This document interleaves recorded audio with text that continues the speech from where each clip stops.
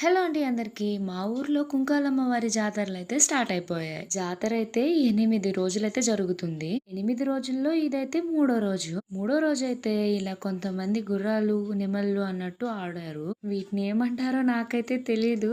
నేనైతే ఇవే అంటాను. నేనైతే ఇలా జాతరలు చూడడం అనేది ఇది రెండోసారి. పోయినసారి కూడా ఇలానే చూసాను. నాకసలు ఇలా జాతరలు ఇవన్నీ అయితే తెలియవు అంతగా. నా పెళ్లి కాకముందయితే అసలు ఇలాంటివి ఎప్పుడు నేను చూడలేదు. ఈ 8 రోజులు ఒక్కొక్క రోజు ఒక్కొక్క రూపం అన్నట్టు అలంకరణ చేస్తారు అమ్మవారికైతే.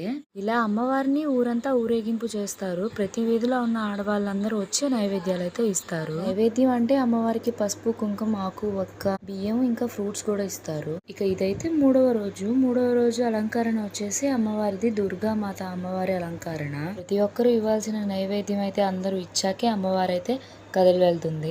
అమ్మవారి కదిలి వెళ్లకుండా అయితే మనం అయితే వెళ్ళకూడదు ఇంటికి. అలా చిన్ని